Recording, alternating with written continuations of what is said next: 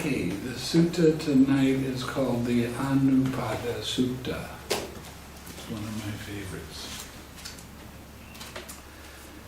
This gives you the whole map of what to expect with your meditation. Thus have I heard on one occasion the Blessed One was living at Sawati in Jeta's Grove, Anathanpindika's Park. There he addressed the monks thus, "Monks, Venerable Sir," they replied, the Blessed One said this,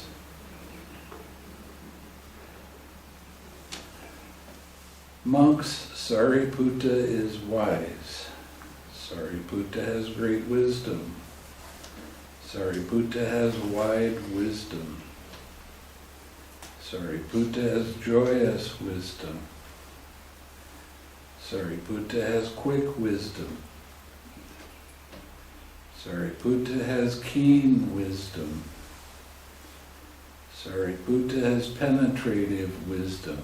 Anytime you hear the word wise or wisdom, it is talking about how he sees the links of dependent origination and seeing the impersonal nature in everything.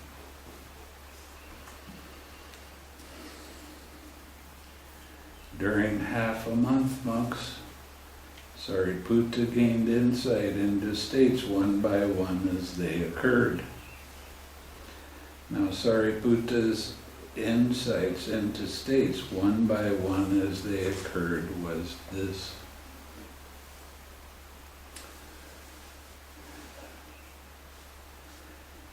Here, quite secluded from sensual pleasures, secluded from unwholesome states, Sariputta entered upon and abided in the first jhana, which is accompanied by thinking and examining thought with joy and happiness born of seclusion. And the states in the first jhana, the thinking, the examining thought, the joy, the happiness, the unification of mind. Now, the four foundations of mindfulness and the five aggregates are the same thing. It's a different way of describing the same thing.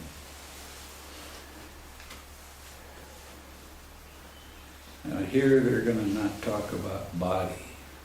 They're going to talk about contact, because with contact it can go through all of the different jhanas.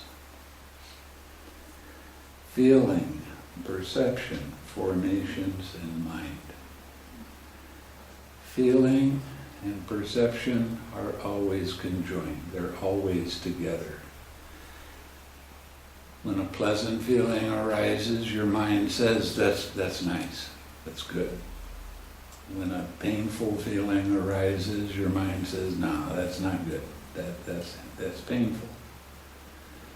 It's perception that does that, but perception and feeling are always together, always. So, when we're talking about the four foundations of mindfulness, the first foundation of mindfulness is mindfulness of the body. Okay. Here we call it contact. Because if we just said body, it would only go to the third jhana, because it's contact after that. You have feeling. Feeling is pleasant, painful, neither painful nor pleasant. And that is the second foundation of mindfulness. Mindfulness of feeling. Then you have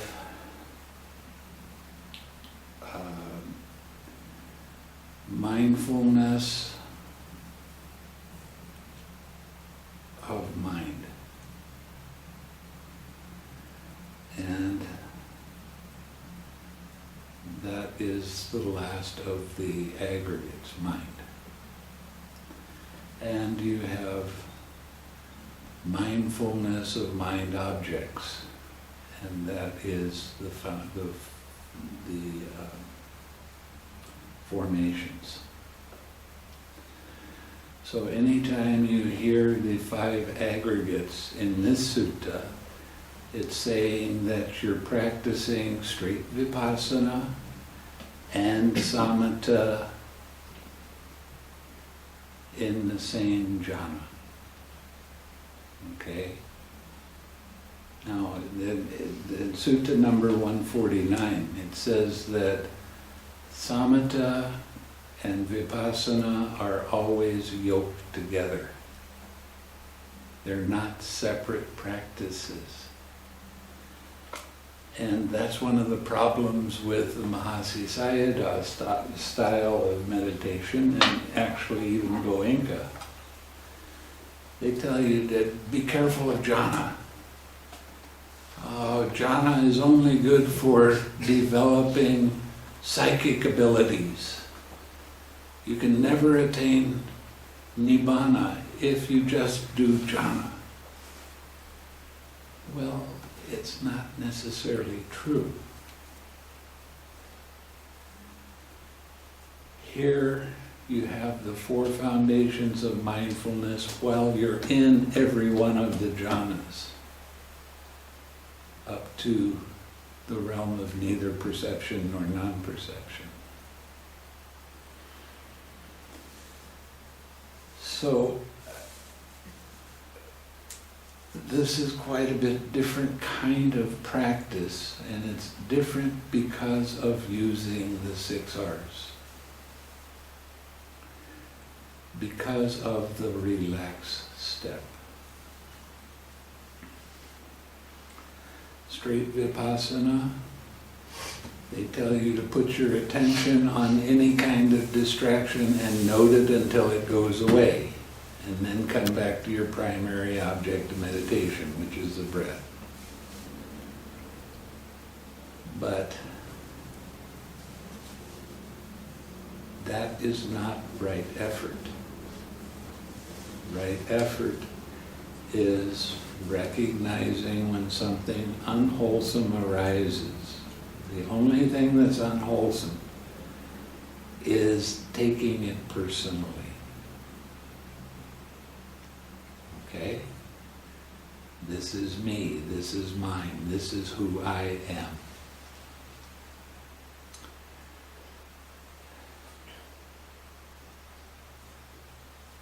Next, you release the distraction. Don't keep your attention on the distraction and relax. Then bring up something wholesome. Smile and bring that smiling, pure mind back to your object of meditation. Stay with your object of meditation as long as you can. That's right effort. So even when you first start out with doing the practice of straight vipassana, the instructions that you're getting are not from the suttas. The instructions that you're getting is from commentary and sub-commentary. Now, what is a commentary? Now, I might take this sutta and I might write what I think the Buddha's talking about. Now, I can be right, I can be wrong. It depends. And then somebody comes along and they take what I write and they say, well, I think we can add to this. And what they wind up doing is make it more complicated. But that's the way monks like to do things. They have a real tendency to make things more complicated than they need to be. So,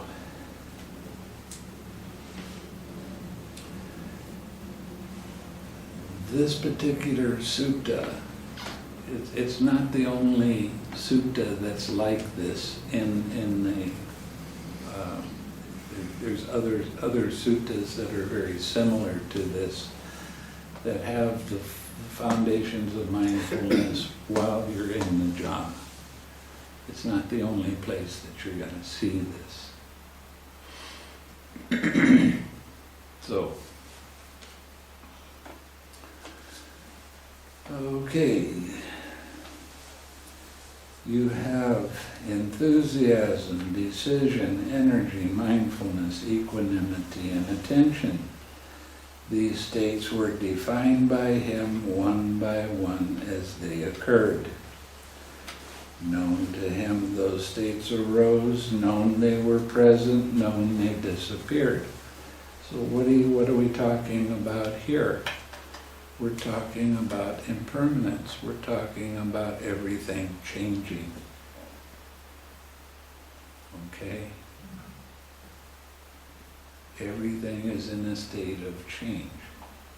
Now, there's 17 different things that happen while you're in the first jhana, and they happen one by one. They don't all happen at the same time.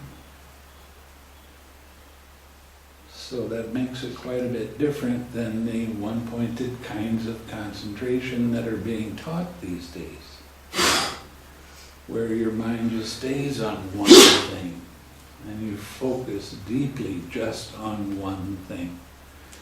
And you can get into very nice states of, I think they call it bliss,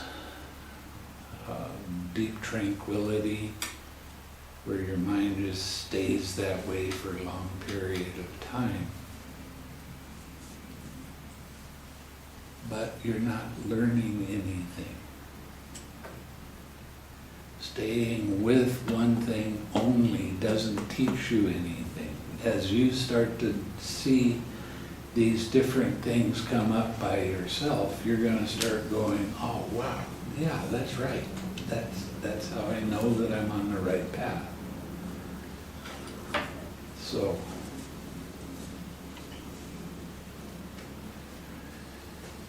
he understood thus, so indeed these states not having been come into being, having been they vanish. Regarding those states he abided unattracted. He didn't hold on to anything, unrepelled. He didn't push anything away. Independent. He saw it as impersonal.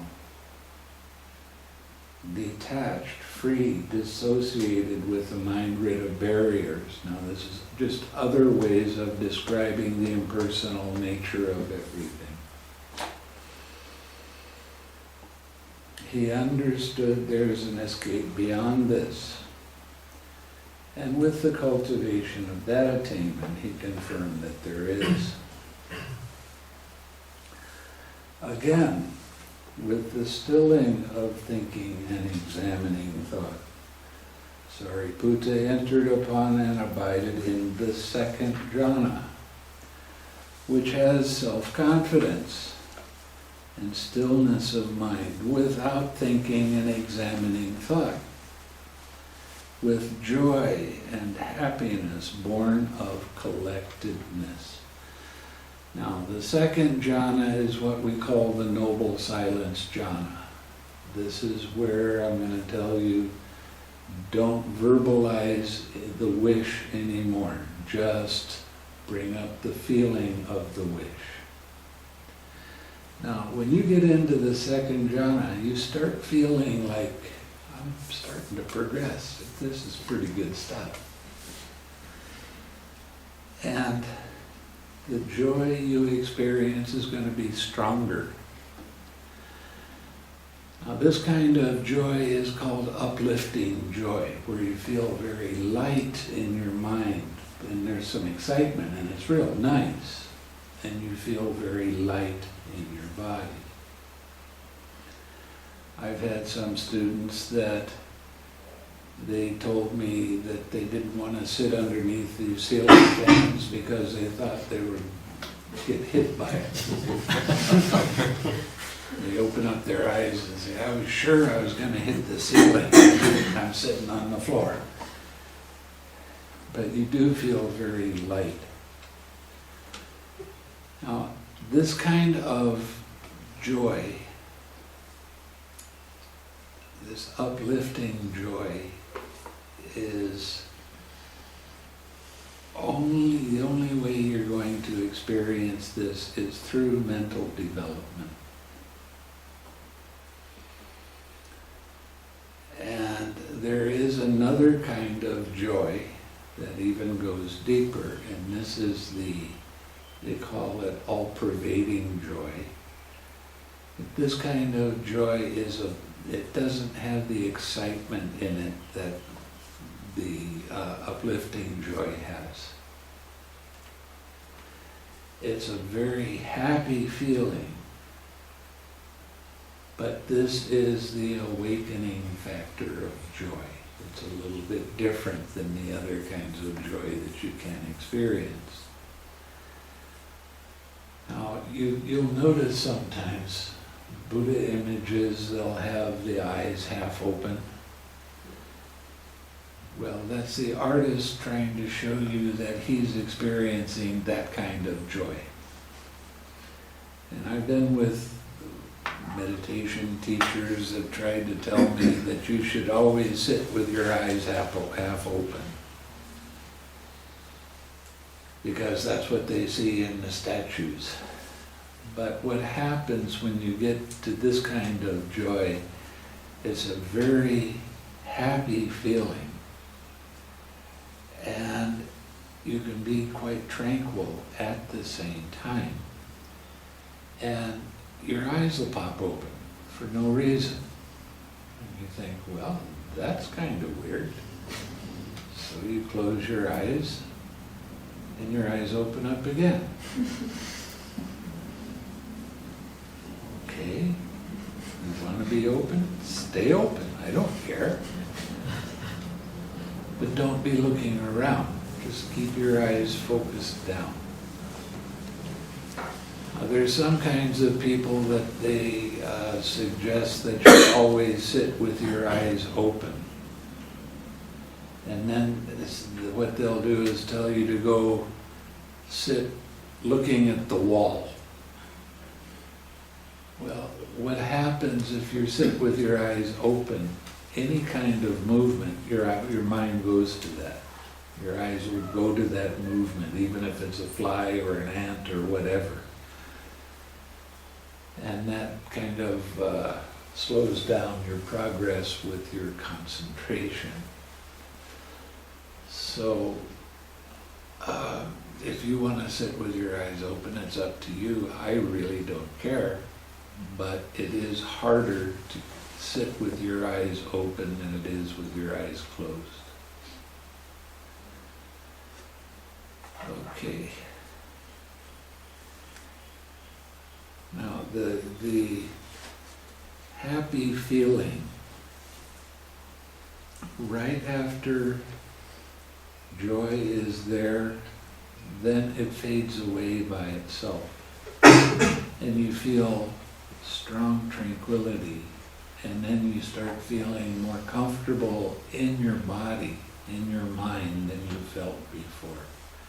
You feel very much at ease. And that is a real pleasant kind of feeling to have. And your mind stays with your object of meditation for a little bit longer than it had before. So it's a very nice, comfortable feeling when you get into the second jhana. And the states in the second jhana, the self-confidence, the joy, the happiness, the unification of mind. Now the self-confidence is something that you start developing on your own. You start going, yeah, this is right. I know it's right. This is a good thing.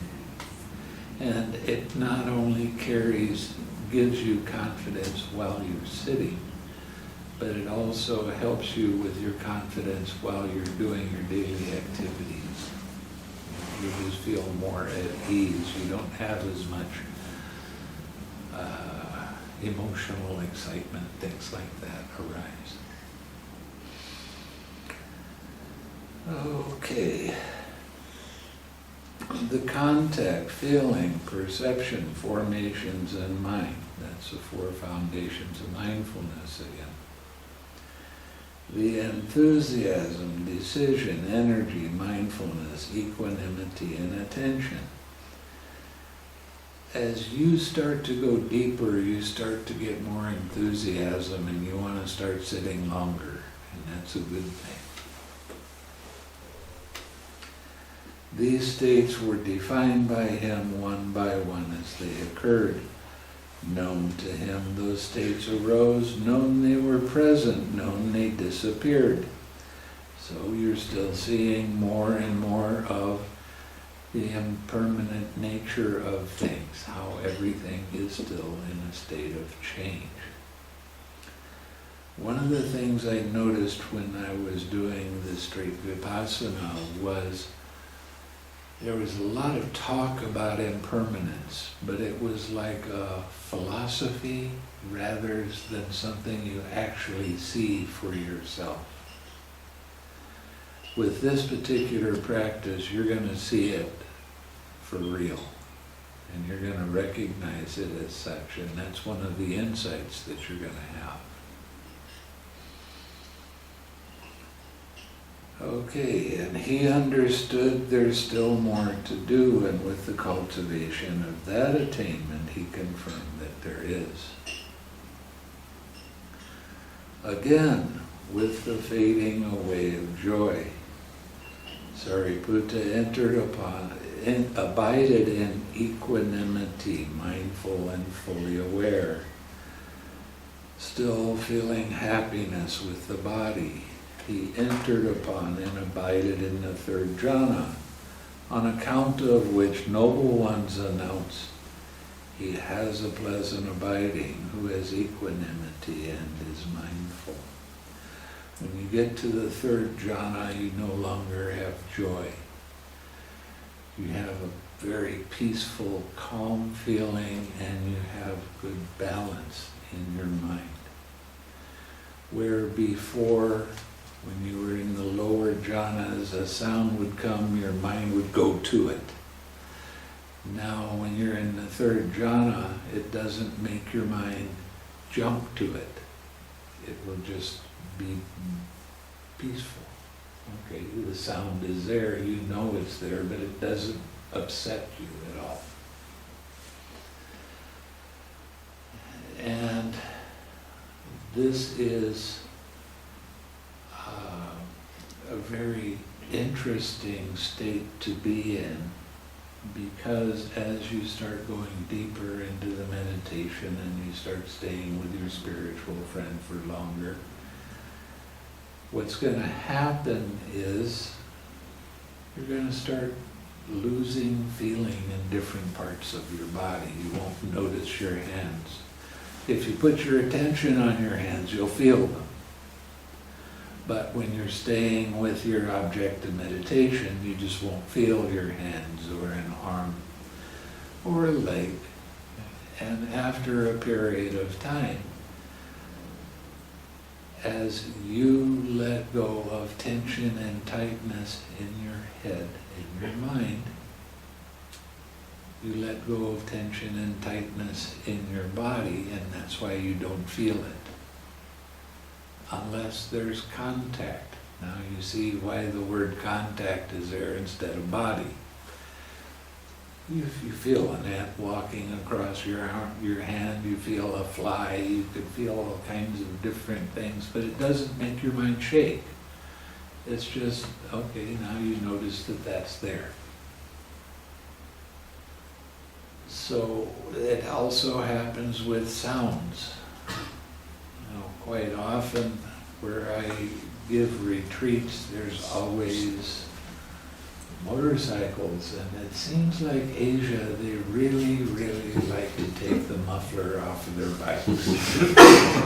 And they really like loud bikes, and it's going by, and when you get into the third jhana, you hear it, but it doesn't make your mind shake and go to it. It doesn't upset you. Your mind just says, okay, there's a sound there, so never mind. If I come up and I touch you, you'll feel it, because there's contact. Now, an interesting thing with each one of these jhanas is there's kind of a strange belief, and it comes from people that are practicing one-pointed concentration. And that is, you can't be in the jhana while you're up moving around. But I'm here to tell you that's not true. You can stay in the jhana while you get up and you start walking. And then you come back and you can still be in that jhana when you sit down and you start sitting again.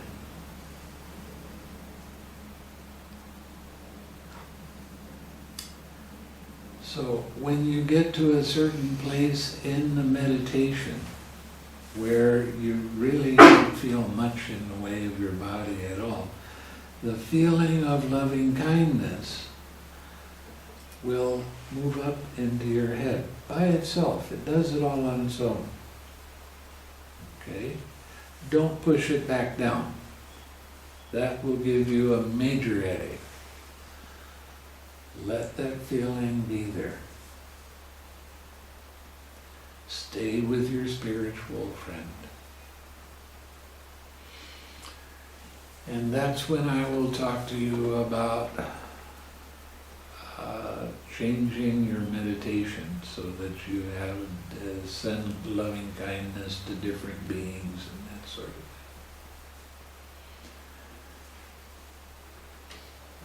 Okay, when you get so that the loving kindness is in your head, you're actually starting to experience the fourth jhana. Some of you have already done that, and that's just great. When you get to the fourth jhana, this is where you really do start to understand mind, and you understand how to do a lot of things. And you're naturally going to be more observant. You'll be able to sit for a little bit longer periods of time, staying with your spiritual friend. And that's great. But you're going to start having more and more balance in your mind.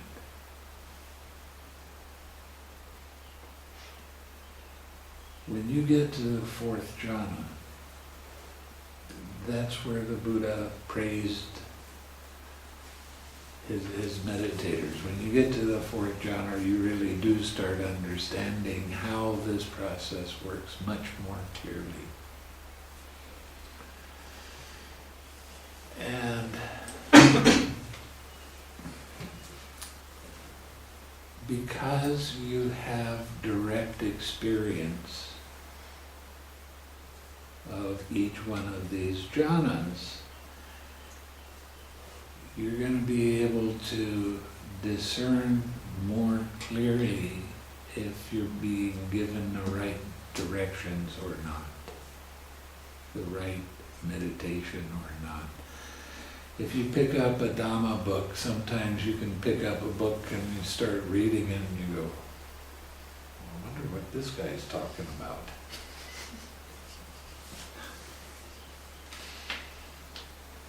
And then you can pick up some other books and you go, oh yeah, this is exactly right. I know it's right because that's what my experience is.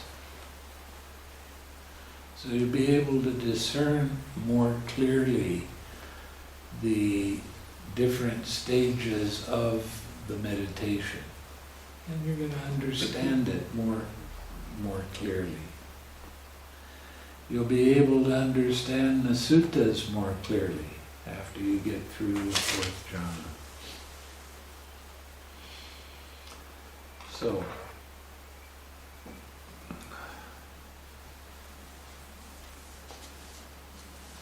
and the states, this is in the third jhana, the equanimity, the happiness, the mindfulness, the full awareness, and unification of mind. The contact, feeling, perception, formation, and mind. There's the four foundations of mindfulness again. The enthusiasm, decision, energy, mindfulness, equanimity, and attention. These states were defined by him one by one as they occurred. Known to him those states arose, known they were present, known they disappeared. He understood there's still more to do, and with the cultivation of that attainment, he confirmed that there is. Again, with the abandoning of pleasure and pain, with the previous disappearance of joy and grief, Sariputta entered upon and abided in the fourth jhana, which has neither pain nor pleasure, and purity of mindfulness due to equanimity. And the states in the fourth jhana, the equanimity, the neither painful nor pleasant feeling, the mental unconcern due to tranquility, the purity of mindfulness and unification of mind, the contact, feeling, perception, formations in mind, the enthusiasm, decision, energy, mindfulness, equanimity, and attention. These states were defined by him one by one as they occurred. Known to him those states arose, known they were present, known they disappeared.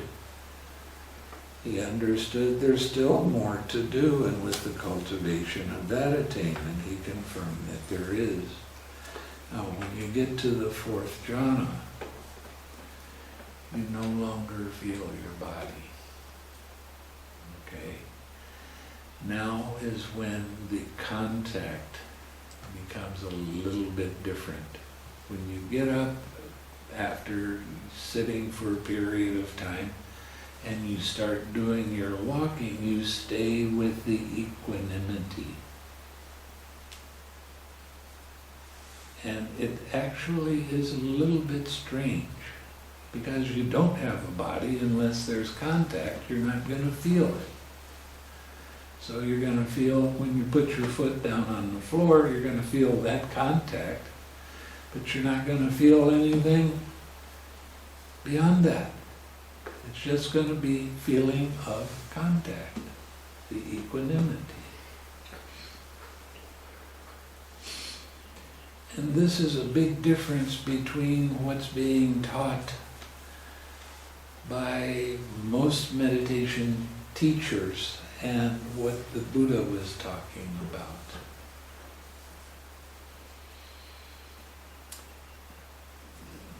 The Buddha came up with a word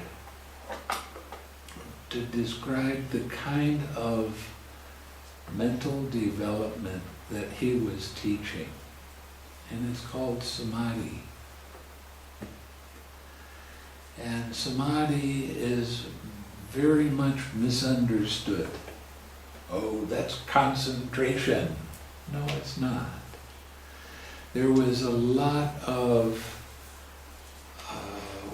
different words that described one-pointed concentration during the time of the Buddha, but he didn't want to use that. He wanted to show there's something different.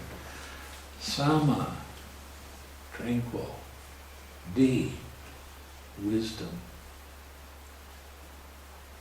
Okay, samadhi, tranquil wisdom. It really does work that way. You're seeing the impersonal nature of things much more clearly when you get into this good samadhi. And before the Buddha, there was a lot of different kinds of meditation that were being taught. And they actually didn't have the different jhanas. This is what the Buddha introduced. They were going straight to the Brahma Viharas and working with that without any preliminary practice. What the Buddha did was he introduced the preliminary practice. He produced the first 4 jhanas.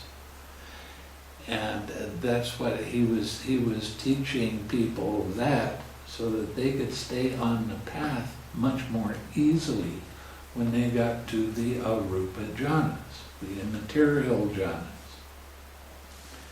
Just trying to develop the immaterial jhanas from not doing any meditation and trying to get this, that's not any easy task. That's difficult. So the Buddha was, when he talked about samadhi, and he gave the definition of samadhi, he said it was the first 4 jhanas. First jhana, second jhana, third jhana, fourth jhana. Now, when you're talking about doing the Brahma Viharas and you're talking about immaterial realms and things like that, these are different states of the 4th jhana, different levels of the 4th jhana, different levels of your understanding. So, one of the reasons that people are so much more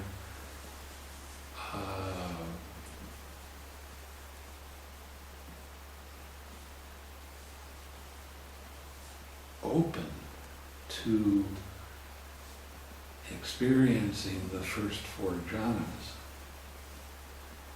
is because of the way that he was teaching the meditation and using right effort as the mainstay of the 4th Noble Truth. Right effort is the 4th Noble Truth. Okay, that's the way leading to the cessation of suffering.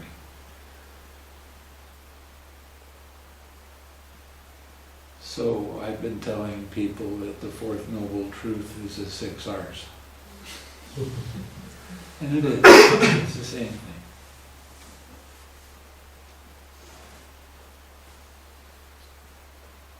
See, a lot of times, when I was in Thailand, it used to drive me crazy because they love to talk about suffering. And the Burmese, oh man, they really love that kind of stuff. Everything is suffering. When I was in Burma, I had the opportunity to spend some time with a very, very, very popular monk. And we got invited to, and I mean, it was really a lot of great food. It was really, really good. And this monk is, after it's all been offered to him, and we've done chanting and do all that kind of thing. Now he started eating, and while he's eating, he's going dukkha, dukkha, dukkha, dukkha. And I just, okay, that's what you want, that's okay for you. And there was a man standing right behind him, and he said, I want some of that dukkha. They have a wrong idea. They say everything in life is suffering. And that's not the First Noble Truth. There is suffering in life, yes, but not everything is suffering. I mean, what's the sense of doing anything? Why even have a Buddha come around if everything is always going to be suffering? He showed us how to let go of the suffering. He wanted us to understand that the Third Noble Truth is what we want to focus on, the cessation of the suffering. And it's pretty easy to focus on it if you smile and you relax.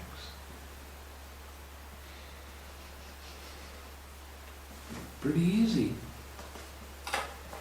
So it's kind of amazing that there's so much emphasis on suffering. And I've been with a lot of monks when they first start giving a Dhamma talk, and all the other monks are just shaking their head. Yeah, this is suffering. Everything is suffering. Well, whenever I would give a Dhamma talk, I got actually criticized very heavily because I wouldn't talk about suffering. I talked about the cessation. Yeah, isn't that weird? I mean,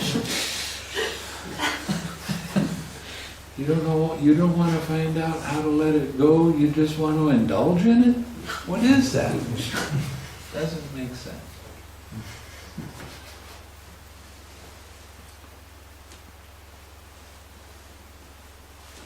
Okay, so now again, with the complete surmounting of gross perceptions of form.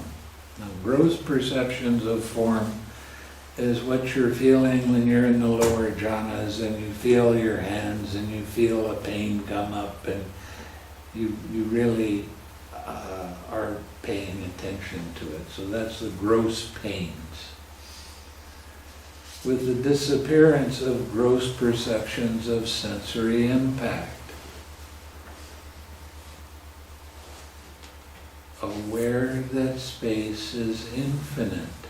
Sariputta entered upon and abided in the base of infinite space. Now, what happens when you get to the fourth jhana? I'm going to change your meditation to the 6 directions. I don't want you practicing it on your own, only when I give you these directions.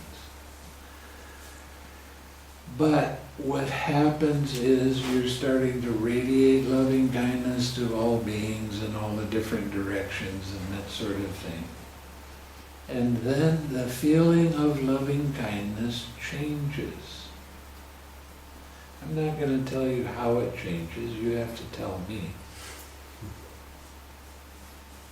But it changes to a feeling of compassion. An awful lot of people, especially Mahayana, they like to interchange the word loving kindness and compassion like they're the same thing, and they aren't. They're different. As I said, I'm not going to tell you the difference. You have to tell me by your direct experience. But also what happens is you start to feel expansion happening in your head. And it's just a feeling of going out, and it's really nice. And it just keeps going out, and that is the feeling of infinite space.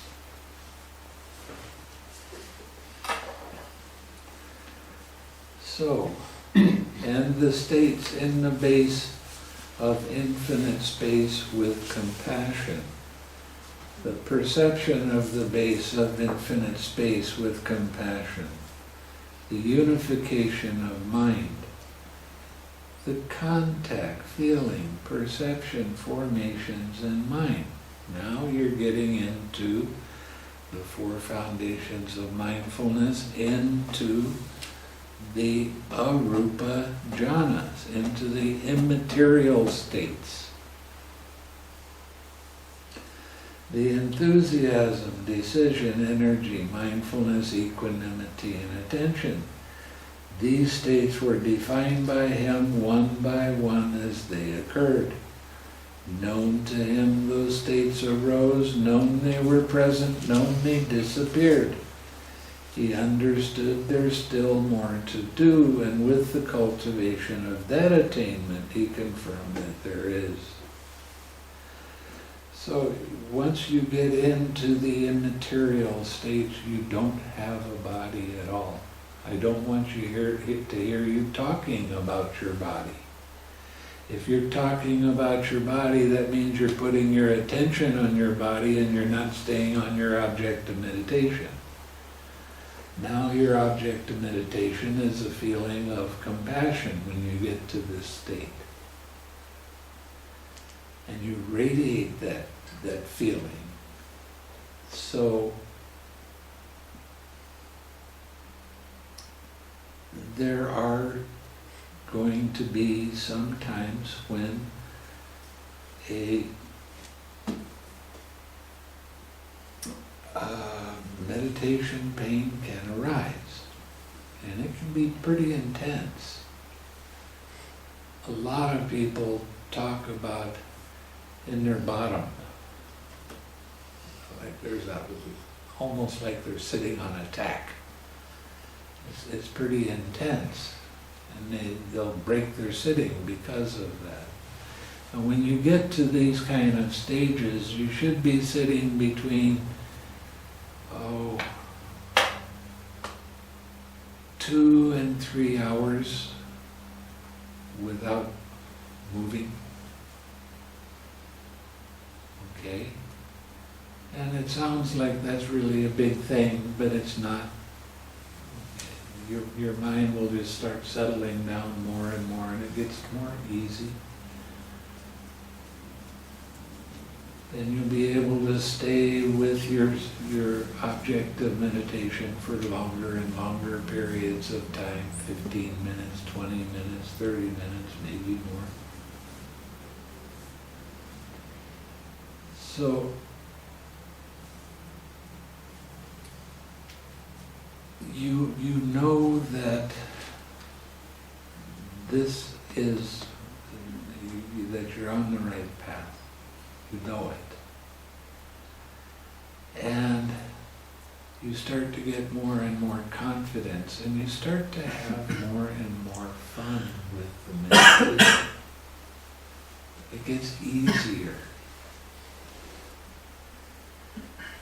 But when that meditation pain comes up, it can be big. And when I teach in Malaysia, they get to certain places in the meditation, and I start talking to them about that, and then they start saying, yes, but I forbid that word.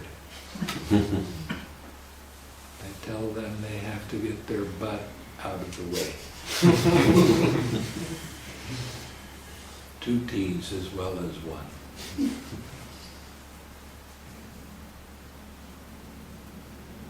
But it hurts so much.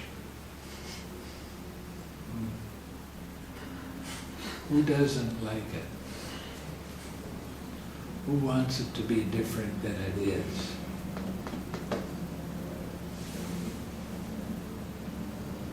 I do. Oh, are you taking it personally? Are you thinking that, did you ask that pain to come up, or did it come up by itself? Well, you know what the answer is. You didn't ask it to come up. You're not going to try to talk yourself into having a pain that hurts so bad it makes your eyes water. No, you're not going to do that. It happens because conditions are right for it to arise. Why does it arise? Because in the past you broke a precept. Okay? Now this is something that I need to really get you to understand. when you get off retreat, that doesn't mean that it's time to go back to the way you were. It means that you now have a deep responsibility to keep the precepts without breaking them. Because you're going to cause yourself a lot of pain if you don't keep these precepts.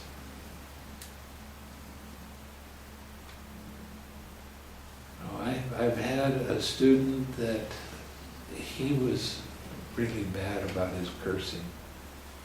And he did a lot.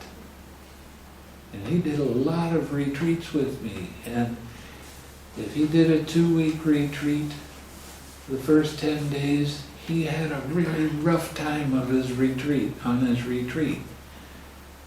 And then he'd hit about 10 days, and then he'd have a couple more days before he had to start getting ready to go home. And his retreat was very good for 2 days. And then he would get off retreat and he would tell me, now I can go back to being the way I was. And I ask him often, why are you even doing a retreat if you're not willing to change? I mean, that's the whole point of doing this, finding out how you cause yourself suffering and learn how to let it go. It's real important for you to understand that the more you break your precepts, the more pain you're causing yourself in life. And the more trouble there is in your life. But when you keep your precepts without breaking them, there's great benefits in that. Things just start to roll towards you. Things get easy.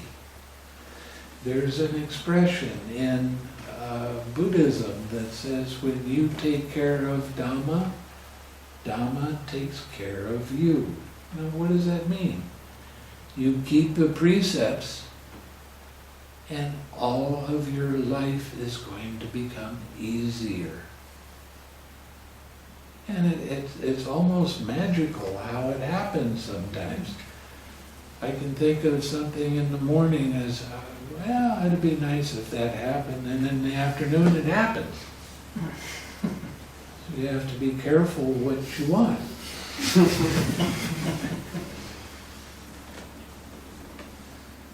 But keeping your precepts is a real important part of what meditation is. The first part is practicing your generosity. And always be nice to other people. Be kind to other people. Help them overcome their suffering. And keep your precepts. And watch what kind of reputation you have after that. People will start coming to you and they'll start asking you questions because they trust you. Because they know that what you're going to say, to the best of your knowledge, is going to be true. It really does make a difference.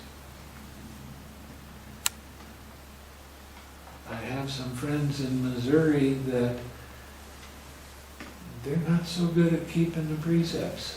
And they're always having problems. And I can't convince them that they have to stop the kind of language that they use and their gossips and all of this kind of stuff, that they cause themselves problems. And if they would just pay attention for a month, then they would start to see things are better. Things get a lot easier. Keeping your precepts is a kind of protection. And you need to seriously consider that all the time.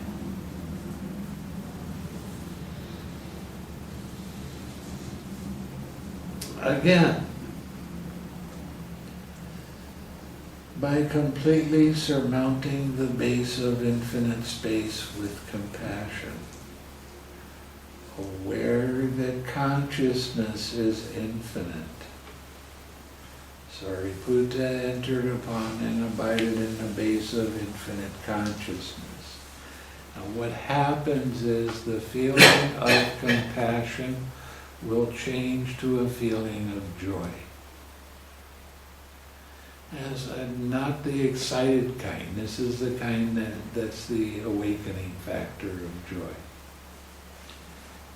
And you're going to be able to, when your mind settles down enough, you're going to be able to see at one of the sense doors a very fast flickering. Okay?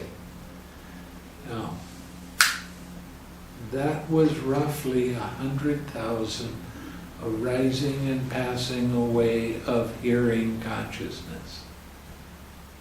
When you start seeing this flickering, either at the eyes or the ears, body, mind, when you start seeing this flickering, you're seeing individual consciousnesses arise and pass away, arise and pass away, arise and pass away. And you're starting to see for sure, up close and very personally, that everything is in a state of change. And it's that way with every sense door. It's always very fast, arising, passing away. It's birth, death, birth, death, birth, death, birth, death. It's the birth of a consciousness and it fades away, and that's the death. That's why the Buddha talked about rebirth, not reincarnation. Reincarnation implies some kind of soul that's directing things around, and it's not like that. Now, because you're seeing this arising and passing away, and it's very fast flickering, you're going to start seeing that it starts to be troublesome after a while. It gets tiresome. That every sense door is like that. It's continually arising, passing away, arising, passing away. And that's what the Buddha called dukkha, unsatisfactoriness. And you're going to see really, really clearly that there is no controller. It happens by itself. When the conditions are right, you're going to be able to see it. So you're seeing anicca, dukkha, anatta up close and personal.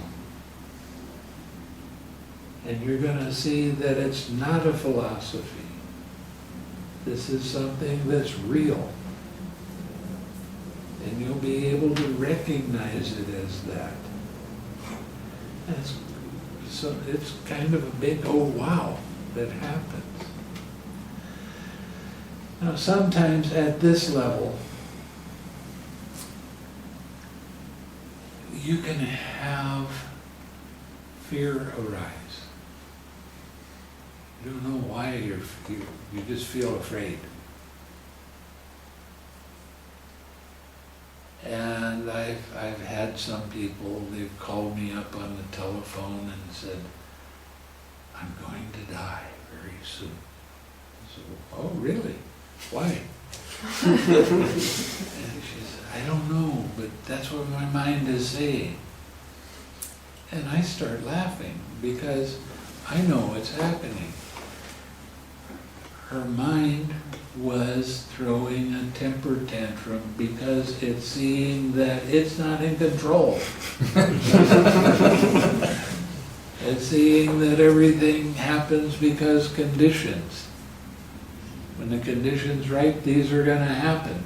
It's not, the mind isn't in control. It's like a little kid that really is, I want my way, I want it, I want it. And that's what your mind does. So, what do? Laugh. Your mind is just being a little kid. For how many lifetimes does your mind think it's in control? And then when he finds out it's not, oh my.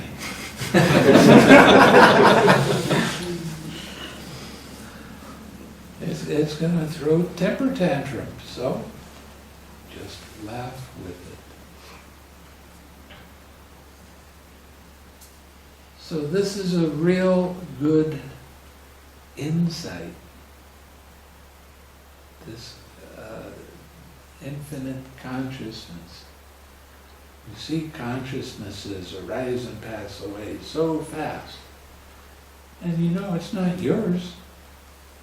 You can't control it. You can't make it be the way you want it to be. It's going to be the way it wants to be. Because that's the nature of mind. Okay.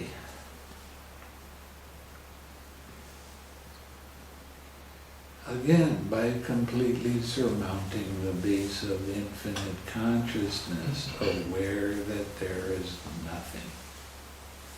Sariputta entered upon and abided in the base of nothingness.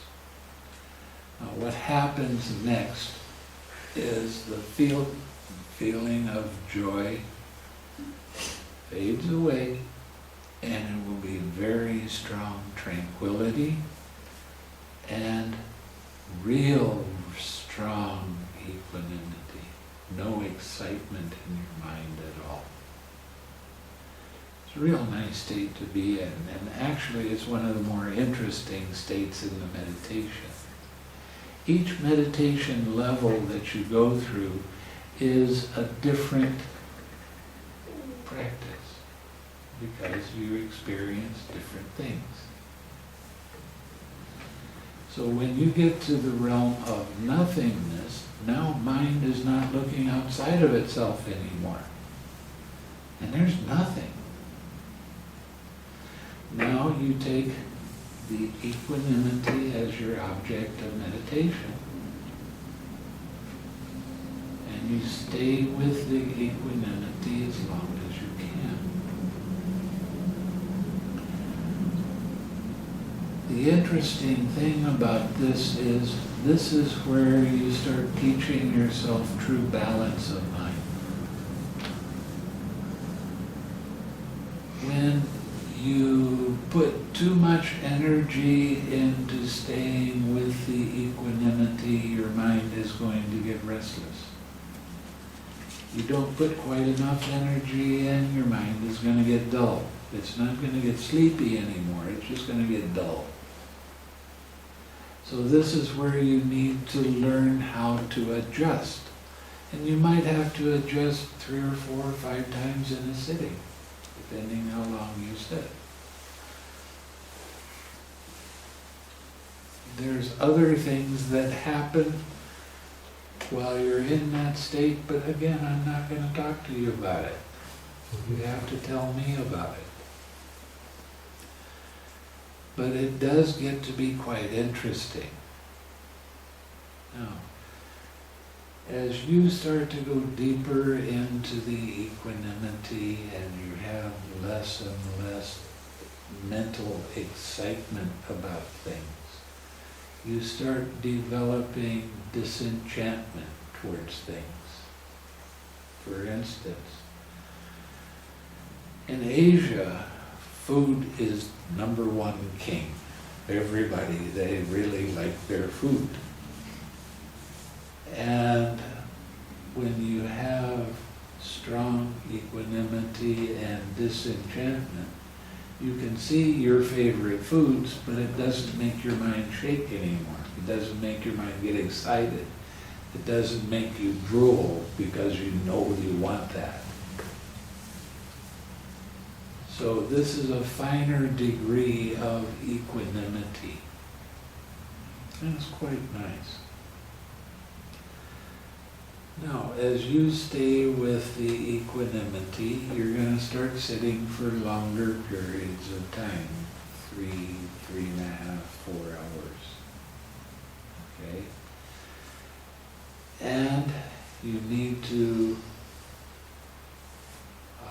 stay with the equanimity. You do the 6 directions with the equanimity, and then you radiate to all beings with equanimity, and that's going to stop. And it's going to feel like you're asleep and aware at the same time. It's kind of an odd thing. And after a period of time, mind is just going to become really, really, really exquisitely quiet. There's not going to be anything that you see. Just strong, peaceful, calm. Now you're taking mind as your object of meditation. If you see the slightest little movement of mind's attention, relax and stay with the quiet mind. So this is called the realm of neither perception nor non-perception. This is a real interesting state to be in, too. And you'll be able to sit for long periods of time without any movement of mind's attention. 45 minutes, an hour. I had one man that he sat for 4 hours, 3 hours. He didn't have any movement of mind's attention at all. 3 hours. That's impressive. Well, what's the advantage of that? Oh, there's so much relief in that. Your mind is at its purest. You don't have any craving in your mind. You don't have any movement of mind's attention. So your mind is exceptionally pure at that time. And what will happen eventually is that you'll get to a place and everything just stops. It's like flipping off a light switch. Nothing. You don't even know you're in that state until you come out of it. This is called the cessation of perception, feeling, and consciousness. When you come out of that, you're going to feel big relief. Just like you've been carrying around heavy boulders and you didn't know you were, and you put them down and you go, oh, isn't that better? Yeah, nice. Now, depending on your mindfulness, if your mindfulness is really, really sharp, you're going to see little tiny movements of mind's attention, just for a period of time. What you're actually seeing at this time is the links of dependent origination. Right after that, you are going to have some real strong joy arise. And you're going to feel a difference in your perception of things. Okay, so now you're going to start noticing things a little bit more clearly, a little bit more, a stronger mindfulness. Now, you have just experienced Nirvana. You become a Sotapanna. Okay? I will ask you certain kinds of questions, and I'm not going to let you know what those are either. You gotta go through the experience before I'm going to ask you about it. But you will feel a change in your personality. You'll feel a lightness in your personality. The Buddha said that when you become a Sotapanna, you have given up an ocean of suffering. You've really given up a lot, and there is a different kind of perspective that happens. And you will feel more and more tendency to keep the precepts without breaking them, because if you do happen to break one of the precepts, you're going to feel really guilty. And you need to confess that when you've broken a precept. I'll give you an example of what the Buddha says about this.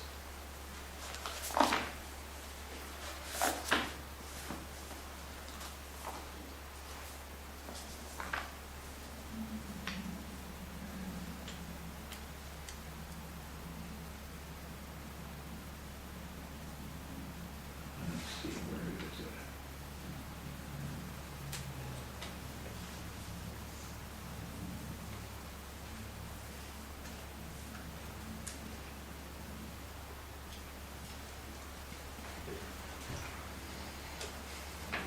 Okay. Now this is after you have become a Sotapanna. A noble disciple considers thus: do I possess the character of a person who possesses right view? What is the character of a person who possesses right view? This is the character of a person who possesses right view. Although he may commit some kind of offense, break a precept, for which a means of rehabilitation has been laid out by the teacher or his wise companions in the holy life. Having done that, he enters upon the restraint for the future. What this is saying is you have to confess it. You have to go to a teacher and tell them, I broke a precept. What we'll do is say, okay, now I want you to take the precepts again and make a determination that you won't do that again. Because you'll feel really bad if you break a precept and you don't have somebody to confess it to. But there are also other ways of handling it, and that is forgiving yourself for making a mistake. Take the precepts again, right then. You only have 5 precepts. It's pretty easy. Okay, you take the precepts with the strong determination that you're not ever going to break that precept again.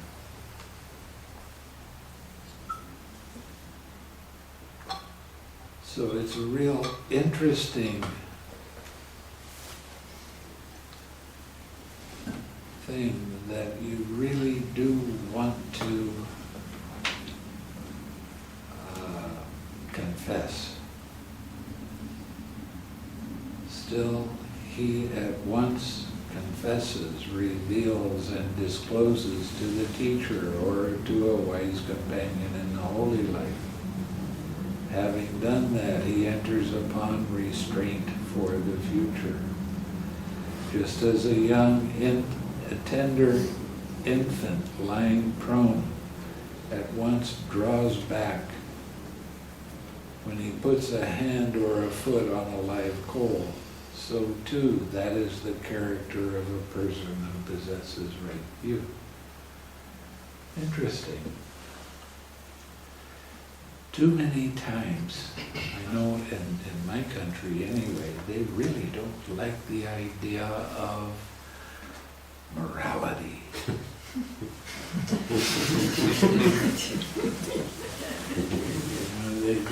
They've had their share of Catholic practices and of having it talked about and going to hell and all of these kind of things because of breaking a precept. But it's a real important part of the practice. And the more closely you can keep your precepts without breaking them, the easier life becomes. The more benefits you get out of life. So there's some real advantages for doing this. Now, I told you about this friend that he was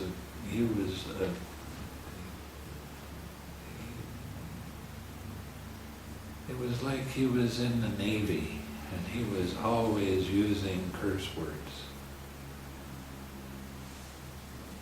And he always was causing problems for himself. People would hear him use those curse words and they didn't like to be around him. I don't like to be around somebody that's cursing all the time. And look at what kind of mind he was developing because he was cursing all the time. He was developing a mind that had a lot of aversion and a lot of hatred in his mind. So using this kind of foul language, not only it affects him in a negative way, but it affects other people around him in a negative way. So it's finally, after quite a number of years and many, many retreats that he did with me, he finally got serious with it and he stopped doing that, and his progress was very fast after that. Now, I'll give you another example of what happens if you have a guilty mind. There was a man that came from Korea. He was a good meditator. And he came to Burma, where I was, and he wanted to take off the Mahayana robes and put on the Theravada robes.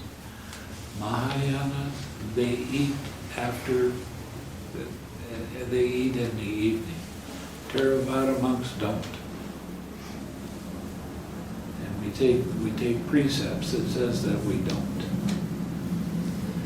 When he first got there, he could sit for 3 hours without a move in his body. Really good sitter. But after he took on the Theravada robes, and he started getting hungry in the evening, so he started making food for himself. He went from being able to sit for 3 hours to not being able to sit for more than 15 minutes because he had a guilty mind. And it's a simple thing, but he knew he was breaking the precept. That's the whole thing. Don't do that to yourself. The whole point of learning how to develop wisdom and learning how to develop an uplifted mind is because you want to change from the old way of causing yourself suffering. You want to let go of that suffering. You want to soften your mind more. You want to be kind to yourself, and you have to be kind to other people too. An awful lot of people that were practicing straight vipassana, and I noticed this in myself too, I can't blame other people only, was my mind had a tendency to get very critical and judgmental about other people. And I saw that I was making other people angry by some of the things I was saying, and it was actually real rude. Some of the things I would tell people that, oh, you're doing this. They didn't like to hear that. But when I started letting go of the one-pointed concentration, which doesn't have much personality development in it, and started finding out more and more about craving and how to let go of the craving, then my personality became softer. I was much more attentive towards other people. I wanted to help other people to be happy. I wanted to practice more generosity. I wanted to keep my precepts more closely. And I watched the personality change happen. And it's quite amazing. And I can see that that's starting to happen for some of you right now. I see it in your faces. And that makes me happy. So yes, you can attain Nibbana on this 10-day retreat. But the real gem of this is not attaining Nibbana. It's softening your mind. Stop making your mind hard and critical and nasty. Don't do that anymore. Be kind to yourself. Be kind to other people around you. Help them to overcome their suffering. That's what life is for. Okay? So what happens after you have attained Nibbana? And I question you about it, and I might congratulate you, depending whether you did it or not.